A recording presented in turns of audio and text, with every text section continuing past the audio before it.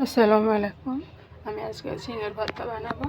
ঝিঙেটা ছিলে নিয়েছি, কেবলমাত্র ডাঁটগুলো ছিলেছি, আর বাকি ওইভাবেই আছে খোসা। পিস পিস করে কেটে নিচ্ছি, ধুয়ে নেবো। এবারে কড়াই তেল দিয়েছি, কাঁচা ঝাল আর রসুন দিয়েছি। তারপরে ঝিঙেগুলো দিচ্ছি, ঝিঙেগুলো ভেজে নেবো, মানে খুব ভালো না, কোনো রকম কালারটা চেঞ্জ হওয়া পর্যন্ত ঠান্ডা করে মিক্সারে পিষে নেবো। তারপরে কড়াই আবার তেল দিয়েছি, কালো জিরা, শুকনো যে ঝাল আর সাদা জিরে দিয়ে মিক্সারটা একটু লবণ দিয়ে গুঁড়ো মশলা দিয়েছে